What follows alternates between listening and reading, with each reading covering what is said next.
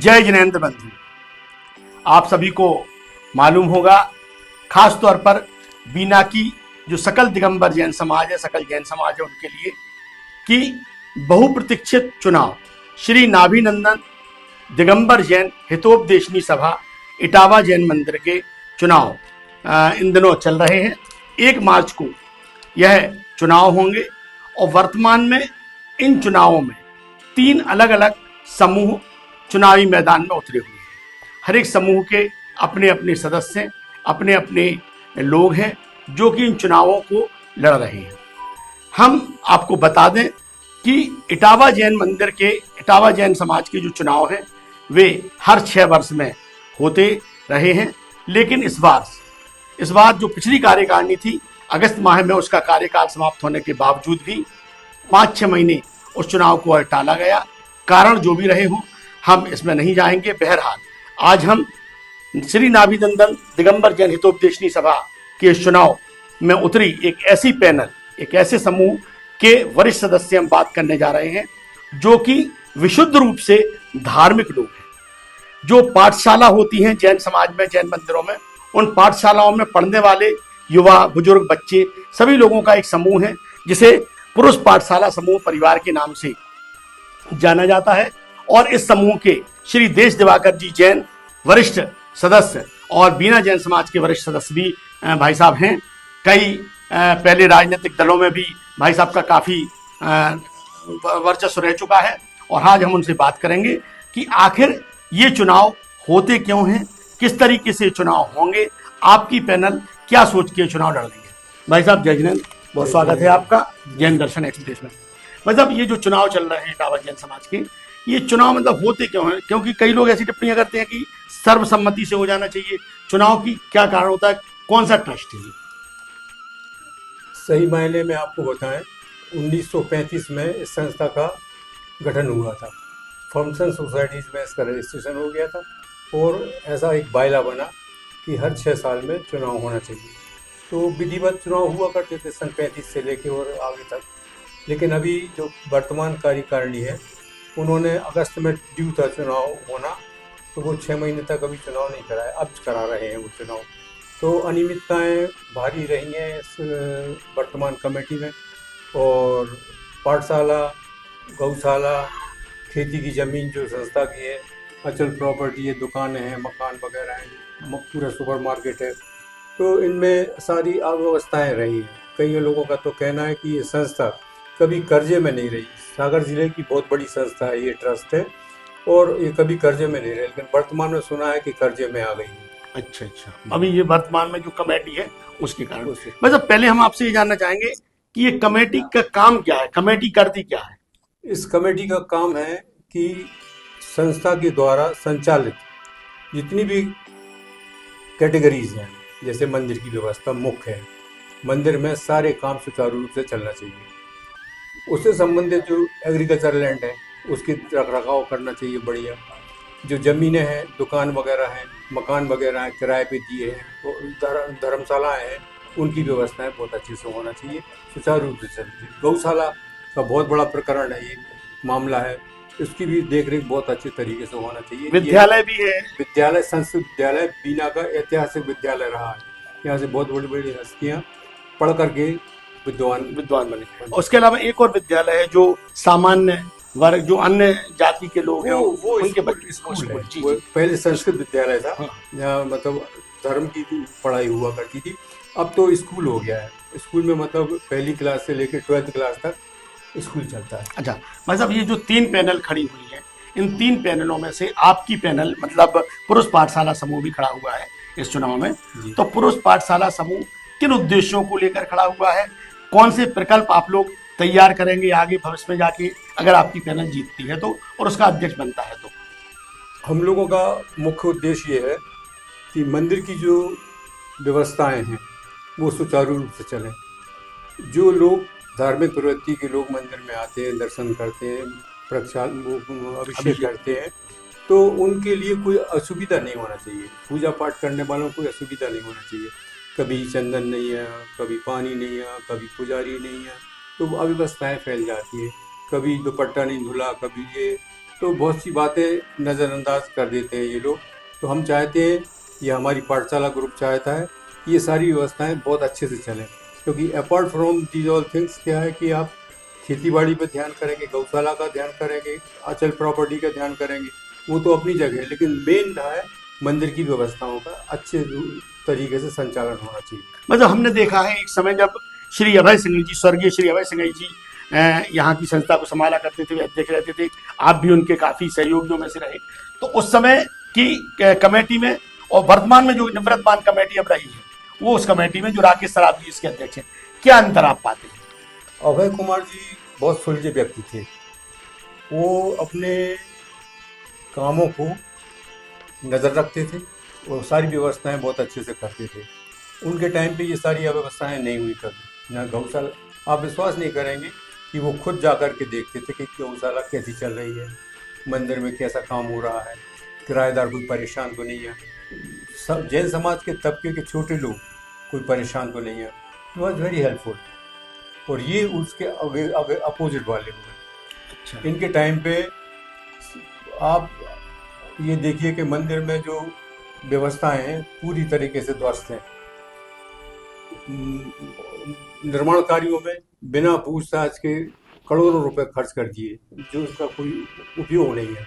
आज बहुत बड़ी बिल्डिंग बनाई है, मल्टी बनाई हुई है, उसमें करोड़ों रुपया लगा है। उसका उद्देश्य क्या रहा होगा, इन्होंने बताया होगा समाज को? इन्होंने बताया कि हम धर्मशाला बनाएंगे, तो ना धर्मशाला बन पा रही है वो ठीक से, वो ना ही कुछ हो पा रहा है, ना किराए पे जा पा रहा है वो।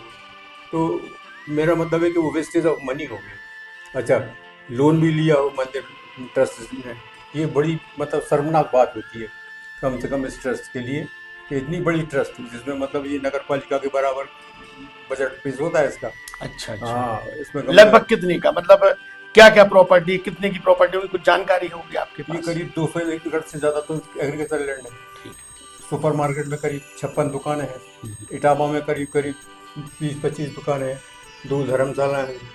ये पुराने टाइम से, तो इनके माध्यम से स्कूल की भी आय, स्कूल तो खैर अपनी जगह उससे आय की तो अपन नहीं मान के चलते कि आय होती होगी, लेकिन अच्छी शिक्षा बीना में जैन स्कूल नंबर 1 पे। अच्छा भाई साहब, जो 3 पैनल खड़ी हुई है, तो आप पुरुष पाठशाला समूह की जो पैनल खड़ी हुई है 16 लोगों की, आप इसको उन 2 पैनलों से कैसे अलग मानते हैं?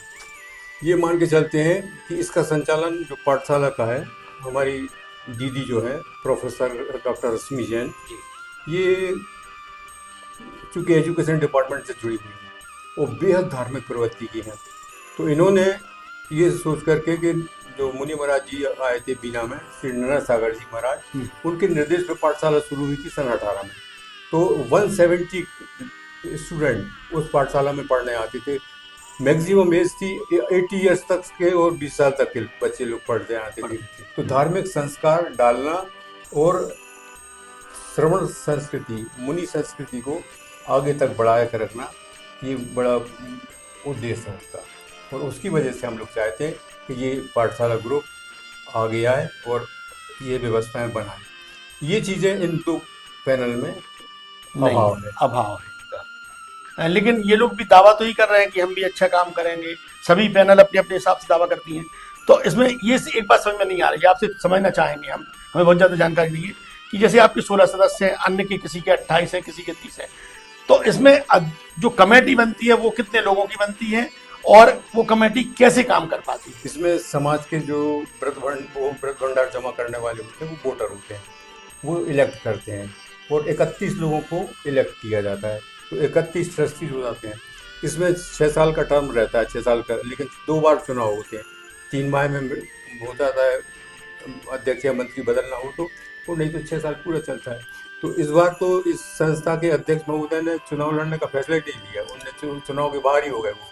अच्छा, जो अध्यक्ष थे जी, वो अब चुनाव ही नहीं लड़ रहे। ऐसा क्यों, कारण? अब ये तो उनका निजी मामला है, कैसा क्या है, लेकिन उनके ऊपर आरोप बहुत थे, आरोपों की कारण थे। उन्होंने अव्यवस्थाएं जो उनके टाइम पे हुई है, मतलब यहाँ तक लोग कहते हैं कि उन्होंने करोड़ों रुपयों का हेरा फेरी, जमीन बेच दी बिना अनुमति के, एग्रीकल्चर लैंड को 1 एकड़ 2 एकड़ प्रजापति गार्डन वालों को बेच दी। कुछ ऐसे अनियमितताएं हुई हैं। अनियमितता। अच्छा, जब गौशाला को लेके भी एक बड़ा मामला आया था, गौशाला में पिछले कुछ सालों में सैकड़ों गायें मर गई हैं, तो वो क्या मामला था? बिल्कुल सही है। ये जब से आए हैं वर्तमान कमेटी वाले, इन्होंने गौशाला की तरफ ध्यान ही नहीं किया। इन्होंने केवल यही काम किया कि हम कोई निर्माण कार्य कर दें जिससे हमारा नाम चलता रहे। आप विश्वास नहीं करेंगे कि जो नई धर्मशाला बनी है तो इस पे तो इन्होंने अपने नाम लिखवा दिए थे सीमेंट से। वो जब समाज के लोगों ने उसका विरोध किया कि ये नाम कैसे लिखवा दिया, आज तक इतने लोगों ने पुराने अध्यक्ष और मंत्री बने, उनने नाम नहीं लिखवाया, तुम कहाँ से नाम लिखवा रहे? तब जाके वो नाम अलग कराए। मतलब जो कुछ भी हो रहा था अभी तक नाम के लिए नाम के लिए हो रहा था।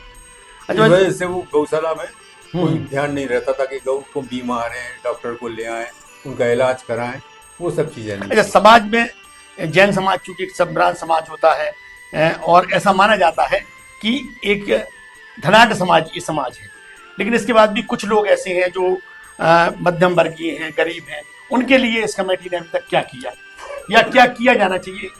बहुत बढ़िया प्रश्न है आपका। अभी बात आ रही है कि हमारी इनसे कोई राजनीतिक बुराई नहीं है, वैचारिक असमानता हो सकती है, मनभेद नहीं है तो हमारी समाज के जैन लोग हैं, धर्म का पालन करते हैं, सब लोग मंदिर आते हैं, सब एक दूसरे से मिलते हैं और हम चुनाव ऐसे ही लड़ रहे हैं, कोई दुश्मनी से नहीं लड़ रहे हैं कि हम इनसे बेहतर काम करके बताएं।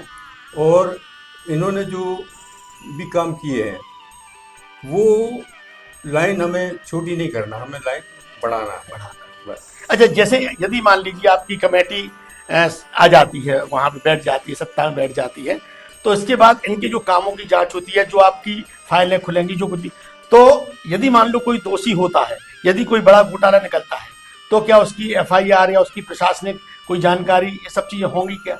ये तो डिपेंड करता है कमेटी के ऊपर। कमेटी रिसोल्यूशन करती है, निर्णय लेती है कि क्या करना है। वैसे प्रतिशोध की भावना नहीं रखते हैं और मामला अगर गंभीर होगा तो ही ऐसे मामले आते हैं कोर्ट कचहरी के, वरना सामाजिक रूप में ही वो सॉल्व हो जाते हैं। लेकिन भाई साहब, सामाजिक रूप से वो चीज सॉल्व हो जाती है जो हो सकती है। अब मान लीजिए कोई कहीं गबन का मामला है, कोई घोटाला, बड़ा घोटाला है, जिसको लेके अगर समाज के लोग चाहते हैं कि वो मामला कोर्ट में जाए या प्रशासन में जाए, तो उसके लिए committee will decide the matter. अच्छा, कमेटी डिसाइड करती है। चलिए भाई साहब, अंत में आपसे ये भी जानना चाहेंगे कि ये जो आपकी पूरी कमेटी बन जाती है, 31 लोगों की कमेटी बन जाती है, तो इसमें जो आपके लगभग कितने 1700 वोटर्स हैं, तो 1700 जो वोटर्स हैं उनका कोई महत्व फिर नहीं रह जाता क्या उसके बाद? नहीं, वो तो वोटर रहते हैं, वो तो आगे भी रहेंगे वोटर। लेकिन अब जो उन्होंने इलेक्ट किए हैं 31 मेंबर्स, ये ट्रस्टी हो जाते हैं। इम्पोर्टेंट का मतलब उनने अपनी जिम्मेवारी इन ट्रस्टीज को दे दी है। तो ये ट्रस्टीज अब 16 में बहुमत होता है, 31 में से जो भी 16 जो जीत जाएंगे वो पावर में आ जाएंगे। अच्छा, फिर इसके बाद एक और चुनाव होता है। उसके बाद 31 जो ट्रस्टीज होते हैं वो एग्जीक्यूटिव कमेटी बनाते हैं, president, vice president, 2 vice president होते हैं, एक सेक्रेटरी होता है, एक ज्वाइंट सेक्रेटरी होता है, 11 एग्जीक्यूटिव बॉडी के सदस्य होते हैं, ऐसे। ये भी इसमें अभी मतलब एक चुनाव हो गया, दूसरा चुनाव वो ट्रस्टीज के बीच में होगा, ट्रस्टीज के बीच में होता है। अगर जैसे मान लो कोई भी मेजॉरिटी, जैसे पाठशाला ग्रुप 16 के 16 जीत जाते हैं, तो वो डिसाइड करेंगे हमें प्रेसिडेंट किसको बनाना है, अध्यक्ष किसको, वो क्या बोलते हैं, वाइस प्रेसिडेंट किसको बनाना है, सेक्रेटरी किसको बनाना है। राजनीतिक रूप से चुनाव होते हैं, उनमें जैसे चुनाव हुआ पार्टी का, तो पार्टी अपने चेहरा बताती है कि कांग्रेस से है तो हम CM बनाएंगे या बीजेपी से। तो ऐसा, चूंकि यहाँ राजनीतिक तो चुनाव नहीं है, सामाजिक चुनाव है, लेकिन फिर भी पैनल अलग अलग है। तो ऐसा कोई चेहरा आपने अपना रखा है कि यदि मान लो आपकी कमेटी बनती है तो आप किसके लिए अध्यक्ष के रूप में आप प्रस्तुत करेंगे? वेल, आपने अच्छी बात करी। इसमें ये होता है हम लोगों में कि जो इलेक्शन के बाद ट्रस्टी चुने जाते हैं वो बैठ के निर्णय करते हैं कि अपन को किसको अध्यक्ष बनाना है, पहले से डिसाइड नहीं करके चलते हैं। लेकिन कई बार ऐसा हो जाता है कि अपना नाम देते थे, मगर अभी तक हम लोगों ने ऐसा नहीं किया। तो उस कंडीशन में भी विवाद की स्थिति बनती होगी, क्योंकि कई लोग इसी उद्देश्य से लड़ते हैं कि हम बीच, मान ली एक कमेटी में 3 लोग कह रहे हैं मैं अध्यक्ष बनाओ, तो फिर वहाँ विवाद की स्थिति होती होगी, उसे कैसे? क्या है, मैं आपको बताऊं, ये मामले तब होते हैं जिसको इच्छा होती है, मतलब कि हमें अध्यक्ष बनना।